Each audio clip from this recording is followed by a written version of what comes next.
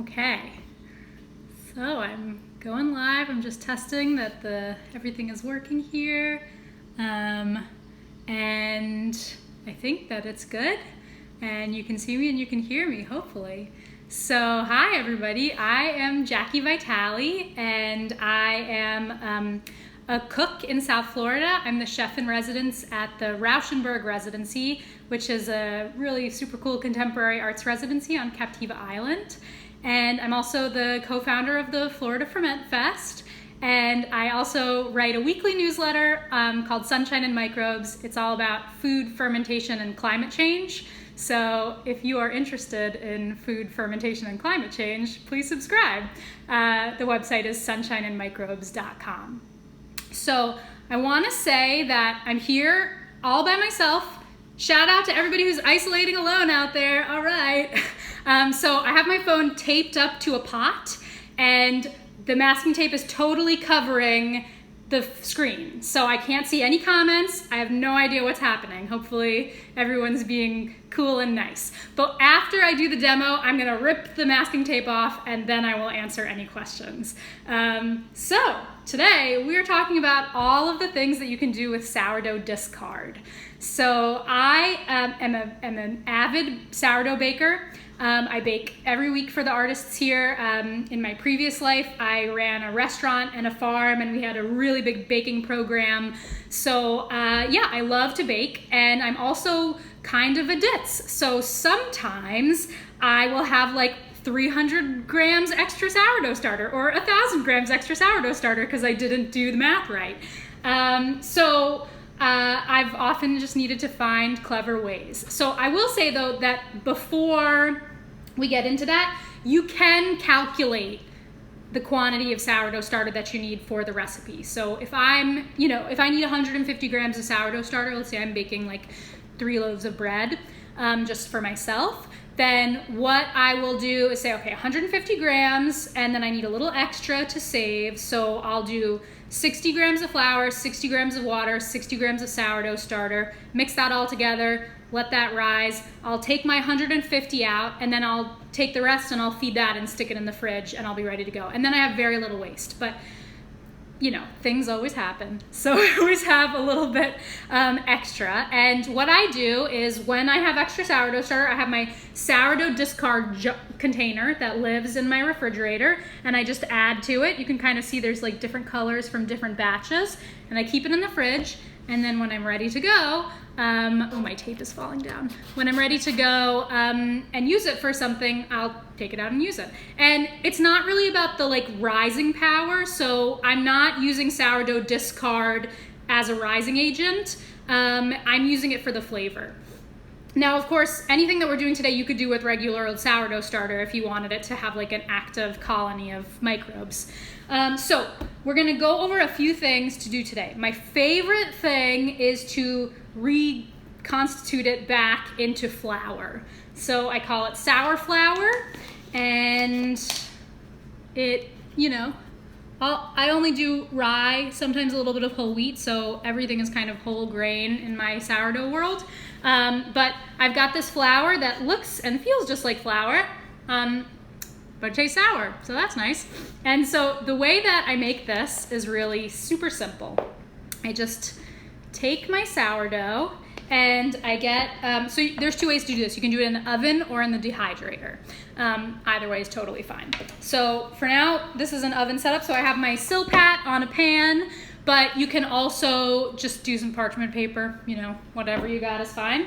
So I'm gonna take a little bit of my sourdough starter, right, and kind of plop it all over the pan, right, and then I'm just gonna very thinly with my spatula spread it out. And it doesn't have to be perfect, right, but I want it basically pretty much even. All right, so let's see if you can see that, right, so pretty much even. So imagine I'm spreading that over the whole pan, right? And so then I just dry it out. So I put it in the dehydrator at like 115, or I can do it in the oven. So any oven set to low is totally fine. Or if you have a gas oven, you can just do it with the pilot light on, and that'll dry it right up. So no problem. So I dehydrated in the oven. I would say it takes like 6 hours in an oven on low, and maybe like 12 hours in the dehydrator or in the pilot. And then what I'm looking for is a totally dry product. So I did the cooking show thing where I did it last night, and I have it right here for you.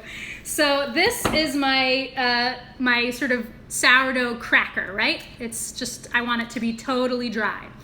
And I'm gonna take this and I'm gonna put it in the blender. And that's it. I have a really high power blender, so I stick it in there, that works fine. You could use a spice blender, a spice mill rather. You could use a food processor, but it might be a little chunky, so I don't know about that. But yeah, you just blend it right up, and then you have this. And this is like so versatile for me.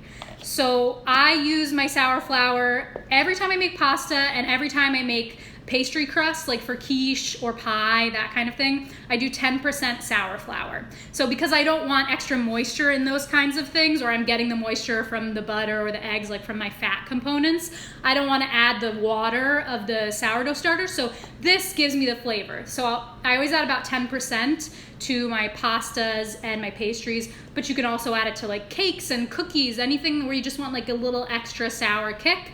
10% or more, play around. Whatever you think is right is right. Do what's in your heart. So sour flour, really super useful to have around. I stick it in the fridge along with all my other flours, and I just use it for everything. So that, I think, is the best thing that you can do, which is, wonderful.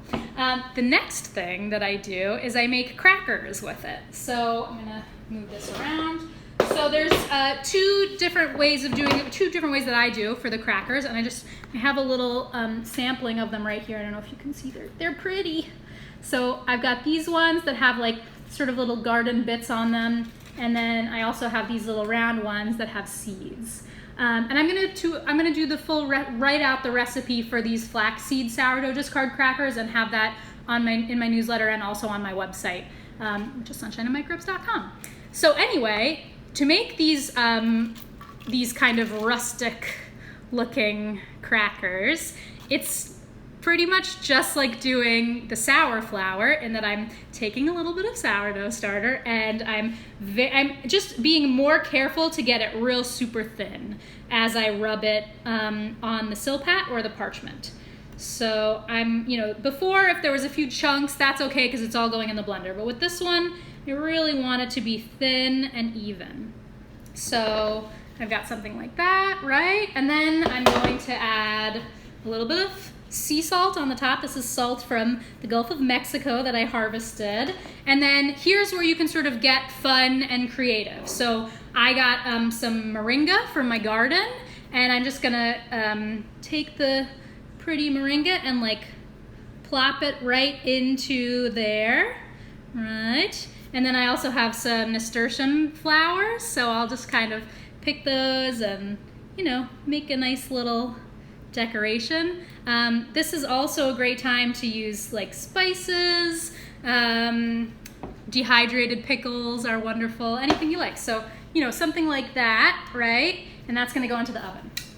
And then when that comes out, it'll look like this. So they're kind of like, they're not flat, but that's okay. They're like, on a cheese board, doesn't get classier than this, in my opinion. So that's my sort of just plain Jane sourdough discard cracker. It's just the sourdough discard smushed out and dehydrated. If I want to go an extra step, I'll make a flaxseed version.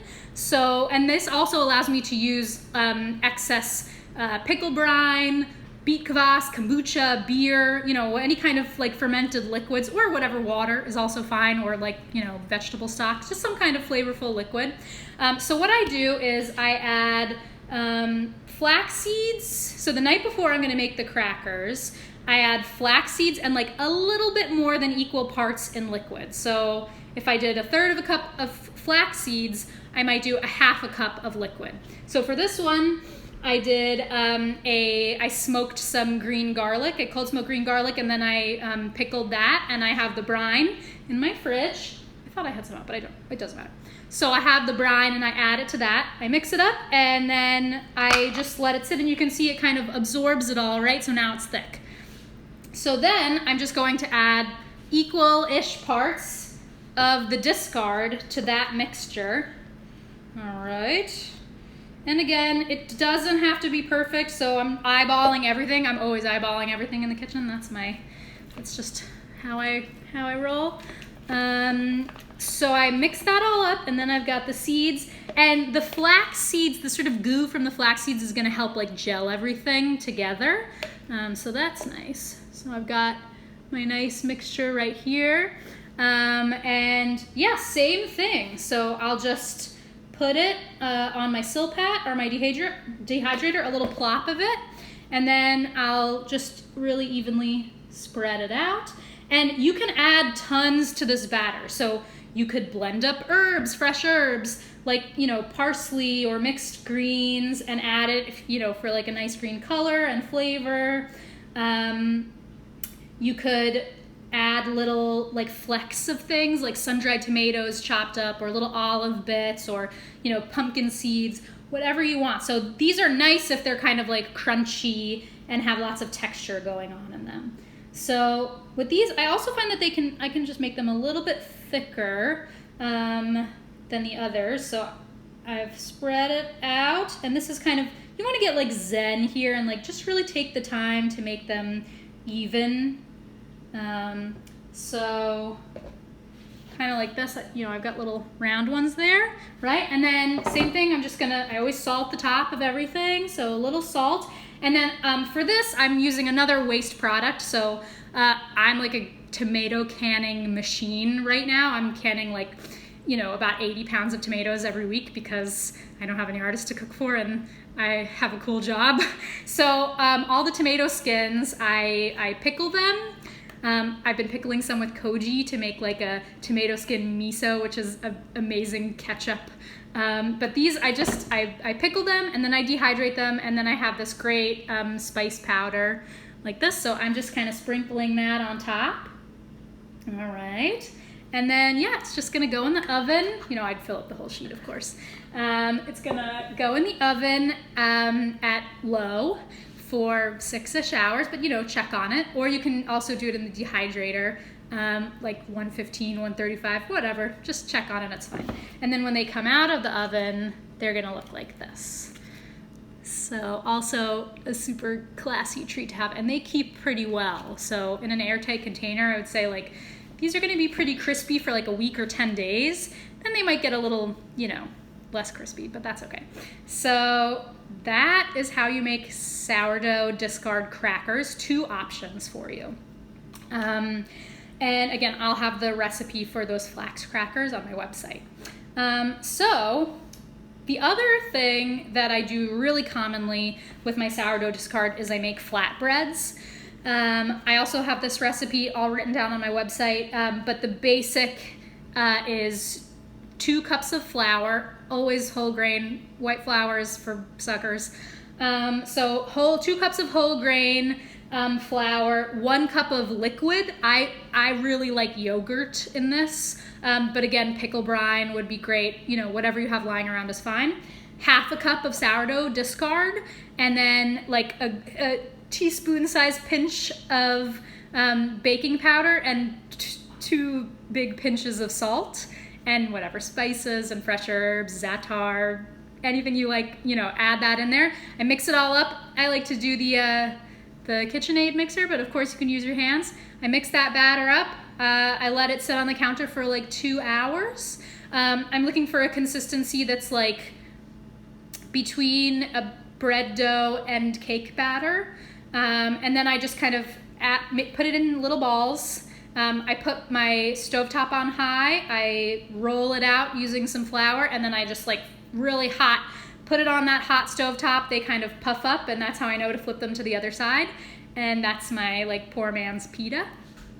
So flatbreads are great. Discard it's just, again, a wonderful thing to add when you would not necessarily, like when you're not trying to make sourdough bread and have it take 24 hours or 48 hours, but you want, you know, a little bit of that nice sour flavor. Potentially some of the microbes are left over in there. Not after you bake them, but whatever. So those are great things to do. And then the last thing that I do is just add it to whatever sweet recipes I'm working on. So it's really nice in cakes. And I find like if I'm making like for one cake, let's say it has 1.5 cups or 2 cups of flour in it, I will add like about 1/3 to 1/2 cup of sourdough discard. And the way that I play with the recipe is that, so let's say I'm adding 1/2 cup of sourdough discard, I'll just use a 1/4 cup less flour and a 1/4 cup less liquid. So I'm replacing the liquid in the flour with that sourdough starter. And you can do it in cookies, you can do it in brownies. With the cookies, just because it's usually you don't add like water to your cookies, so they might be a little bit cakier than you're used to, but you could always just add a little bit less, that kind of thing. So I love to just play around with my recipes that way and like add in a little bit, and then you can like let it kind of culture-ish. I mean, there's not lots of bacteria in your discard, but you could let it sit out on the counter maybe for an hour, or like overnight in the fridge for cake batters. And then bake it. And so it has it might have broken down some of the sugars, potentially making it more digestible. I'm not a nutritionist. But yeah, it is a lovely thing to just add a little bit of extra. And it also like makes me feel good. Like it's okay that I'm eating cookies because they're sourdough. Probably fake, but that's all right. So there's lots of wonderful ways to utilize this product. So again, the number one thing that I'm doing with it is making this sour flour, where I'm just thinly spreading it on a silpat or parchment paper. I'm dehydrating it in the dehydrator or the oven, and then I blend that all up into a flour, and I can add that to pastry, pasta doughs, cake flour, anything you want. The next thing that I do is make crackers, and then I add it to my flatbreads, and I add it to whatever other sweets that I want.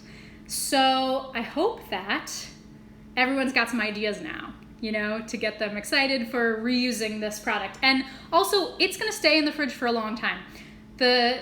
So I haven't had any artists to cook for in a long time, and so my sourdough discard has been sitting in the fridge for like a while, and there's definitely some like blackish hooch on top that was a little intense, but I just poured it off and I used it and it was fine. Trust the process. So yeah, I'm going to take the phone off the pot now, and I can answer any questions that people have. And then again, I'll have a few sourdough discard recipes on my website, which is sunshineandmicrobes.com. That's also where you can subscribe to my newsletter, which is on food, fermentation, and climate change, and just basically how food connects us to the world around us, as opposed to like, I think it's cool when people are focused on like how food makes us feel as individuals health-wise, but it's also the fabric that connects us to the environment and the world. And I think the more that we can really think about the economics and the politics of food, the better we'll all be for it. So, all right, here we go. I'm taking the tape off. Maybe there's no questions. We'll have to see. Then we'll end early. But okay. All right, so I'm taking it off here. Okay, so if you do have any questions, now is the time to ask. Pour it off, mix it in. I'm assuming you're talking about the hooch. Pour it off, or you can mix it in, but then it's got that really intense alcoholic flavor, so I don't love that. Any other questions? Oh, savory pancakes, I see. Yeah, so I had the Sandor Cat savory pancakes this morning for breakfast with feta and baba ganoush and sauerkraut. Very delicious. If you didn't watch Sandor's demo on that at the virtual Ferment Fest, you should totally watch it this afternoon. They are delicious. Cool. So, anything else question-wise? All right, doesn't look like it. So I'm going to go ahead. If you use it in pasta, will the starter reactivate? No. I think if you're using like proper sourdough starter that's been fed and maintained so that the bacteria are healthy, and you add that to the pasta dough, and then you let the pasta dough sit out on the counter for 4 hours, then yes, it might reactivate, but you won't have the texture of pasta that you're looking for. So again, this is not really about we're not playing with the bacterial colony here. We're playing with the flavor. You can't see my question. Correct, Taster Girl. I cannot see your question. So if you want to retype it, that would be great. Can you quickly repeat the crackers recipe? I just arrived. Yes. Spread sourdough discard on a Silpat thin. Dehydrate it in the oven. Add fun things to the top before you dehydrate it. Or do flax seeds mixed with a little bit of pickle brine, equal parts. Let it sit overnight. Add the sourdough starter. Do the same thing. What is the temperature for dehydration in the oven? Low. Whatever your oven is set to on low will probably be fine, and you can just check on it. So if you have an oven whose low temp setting is 150, things might move a little bit faster, or you might get some toasty notes. If it's 135, it might take a little bit longer, but just watch it and check it out.